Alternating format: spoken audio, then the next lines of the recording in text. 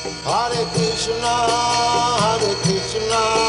Krishna Krishna, Hare Hare, Hare Rama, Rama Rama, Hare Hare, Hare Krishna, And now Chapter 2, in imitation of the original, from Canto 6, Chapter 1, texts 23 through 24 of the Srimad Bhagavatam.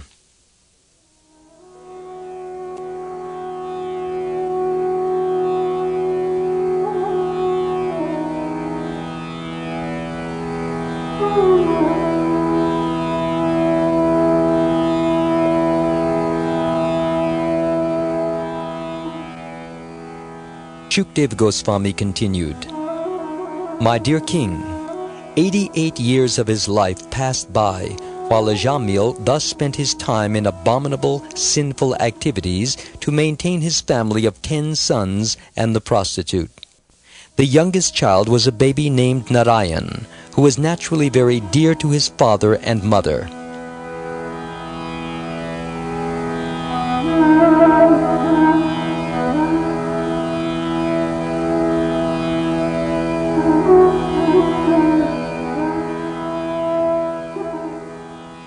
Purport. Ajamil's sinfulness is shown by the fact that although he was 88 years old, he had a very young child. According to Vedic culture, one should leave home as soon as he has reached 50 years of age. One should not live at home and go on producing children. Sex is allowed for 25 years, between the ages of 25 and 50. After that, one should give up the habit of sex and leave home as a vanaprastha, and then properly take sannyas. Ajamil, however, because of his association with a prostitute, lost all Brahminical culture and became most sinful, even in his so-called household life. Ajamil was a young man of 20 when he met the prostitute, and he begot 10 children in her. When he was almost 90 years old, the time came when he was to die. At that time, most of his children were grown up, so naturally the youngest child, Narayan, became his parents' favorite, and Ajamil was very much attached to him. A baby's smile immediately attracts the father, mother, and relatives. When the child begins to talk, making sounds in broken language, it is very joyful for the parents. Unless this attraction is there, it is not possible to raise the child with affection. Parental affection is natural, even among the animal species. In Kanpur, a monkey once came with her baby near the room where we were staying. The baby monkey entered the window through the bars, and the mother became very upset. She became mad with anxiety. Somehow or other, we pushed the baby monkey out of the bars, and immediately the mother embraced the baby and took it away with her. In human society, the affection between a mother and her child is very much eulogized. But as we see, this relationship is visible even among the animals. Therefore, it is not an outstanding qualification. It is material nature's law. Unless the mother and child are affectionately connected, it is not possible for the child to grow up. Parental affection is natural and necessary, but it does not raise one to the spiritual platform.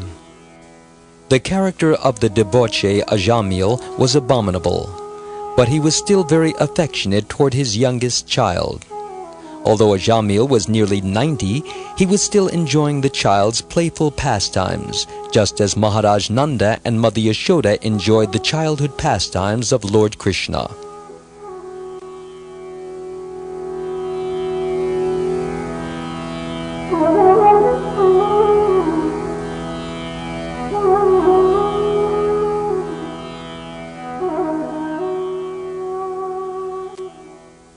Parental affection in this material world is a perverted reflection of parental affection in the spiritual world, where it is found in its pure original form. Everything originates with the transcendental reality. As stated in the Vedanta Sutra 1.1.2, Janmadyasya yatha, which means, quote, The supreme absolute truth is that from which everything emanates, unquote. If the affection between a child and his parents did not exist in the absolute truth, it could not exist in the material world. Since the absolute truth is the source of everything, whatever varieties we see here in this material world are simply reflections of the varieties in the spiritual world. If the absolute truth were without variety, then where have all these varieties come from? No, the absolute truth is not impersonal, nirakara, or without variety, nirvishesha. Still, some persons, called Mayavadis, are so disappointed and frustrated with the imperfect varieties of this material world that they imagine the spiritual world to be impersonal and without variety. These impersonalists realize that they are Brahman or spirit, but they do not know that there are innumerable planets in the Brahma-jyoti, or spiritual atmosphere. They think that the Brahma-jyoti itself is all in all. The impersonalists have no information of the Vaikuntha planets, and due to their imperfect knowledge, they again come down to these material planets. As said in the Srimad Bhagavatam, Canto 10, Chapter 2, Verse 32, Ye nye ravindaksha vimukta maninas, Tvayasta bhavad avishuddha buddhaya, Aruhya krichrena parampadam tata, Patantyado nadrata yushmad angraya. Which means, quote, although impersonalists are almost liberated, still, on account of their negligence of the lotus feet of Krishna, their intelligence is not yet purified. Thus, despite performing severe austerities to rise up to the platform of Brahman, they must fall down again to this material world, unquote.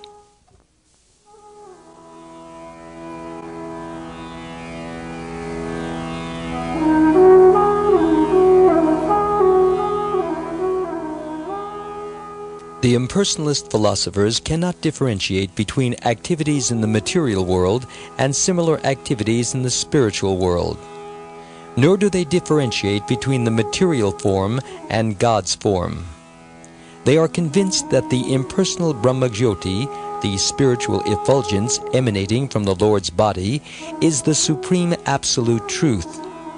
The Mayavadis mistakenly assume that when God appears, he accepts a material body, just as we have taken this material form in the material world. That kind of thinking is impersonalism or Mayavad philosophy.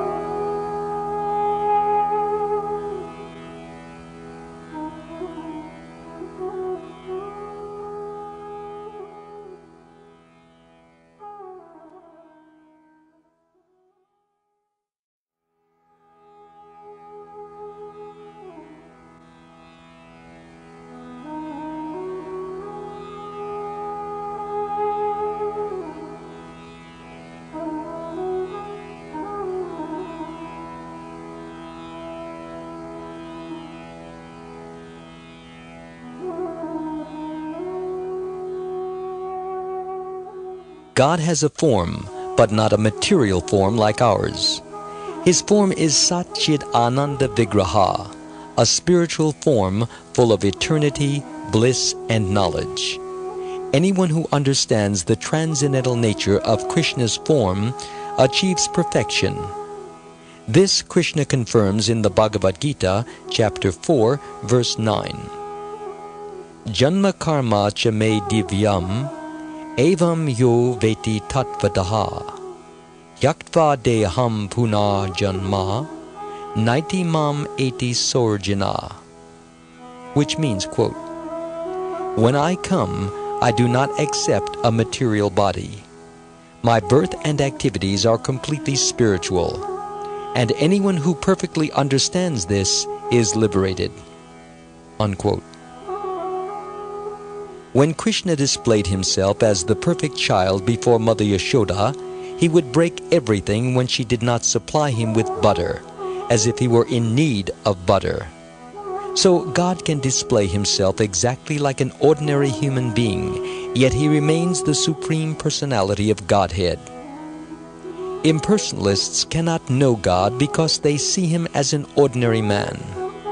This is rascaldom, as Krishna declares in the Bhagavad-gita, chapter 9, verse 11.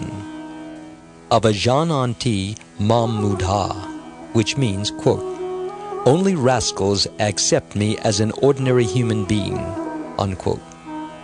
The Mayavadis say, oh, here is a child. How can he be God? Even Brahma and Indra became bewildered. They thought, how can this boy be the Supreme Lord? Let me test him. Sometimes a so-called incarnation of God declares, I am God. He should be tested to determine whether or not he is actually God. The Mayavadis are claiming, I am God, I am Krishna, I am Ram. Everyone becomes Krishna, everyone becomes Ram, yet people do not challenge their claims. If you are Ram, exhibit your supreme potency. Ram constructed a bridge over the Indian Ocean. What have you done? At the age of 7, Krishna lifted Govardhan Hill. What have you done? When they are challenged by Krishna's pastimes, these rascals say, it is all fiction, it is all legend. Therefore, people accept an ordinary person as Ram or Krishna. This nonsense is going on, and both those who declare themselves to be God and those who accept them as God will have to suffer for it. Anyone can claim to be God, and any foolish person can accept, but no one will benefit by serving a false God.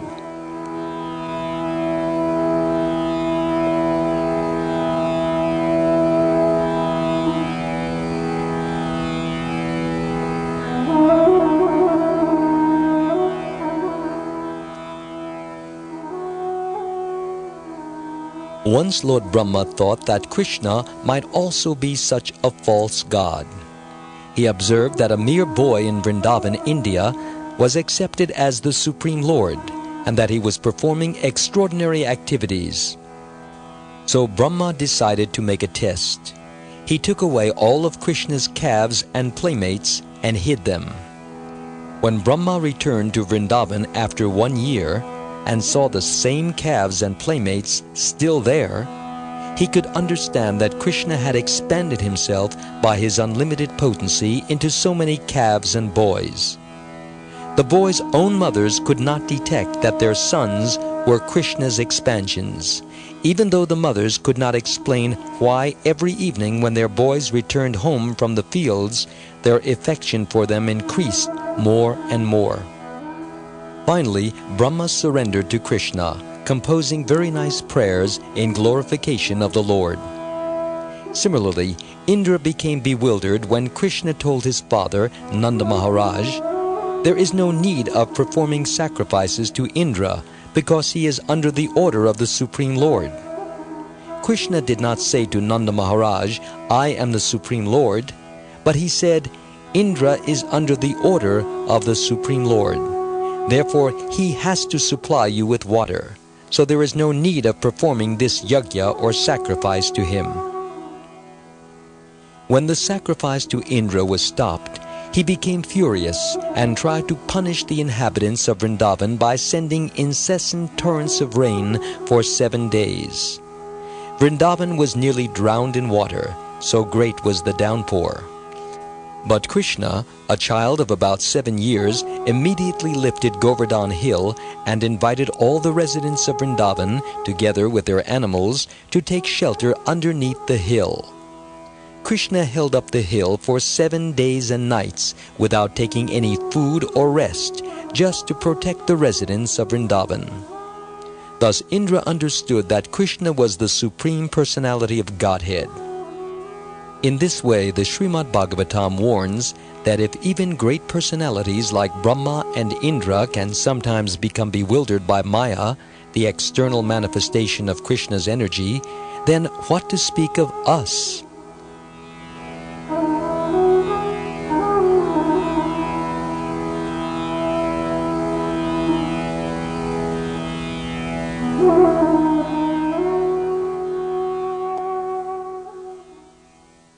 So, God sometimes displays himself as God and sometimes as a human being. But the rascal impersonalists dismiss his pastimes as legend or mythology. Either they do not believe in the Shastras or they interpret them in their own way, using Ardha Kukuti Nyaya, the logic of half a hen. Once a man kept a hen that delivered a golden egg every day. The foolish man thought, "It is very profitable, but it is expensive to feed this hen. Better that I cut off her head and save the expense of feeding her. Then I will get the egg without any charge." The impersonalists accept the Shastras in this way. They think, "Oh, this is not good, it is inconvenient, we shall cut this portion out." When Krishna says, "One should see me everywhere," the rascal Mayavadis think it is very palatable.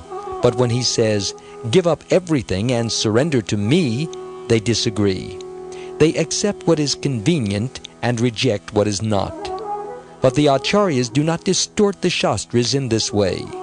When Krishna spoke the Bhagavad-gita, Arjuna said, "I accept whatever you have said."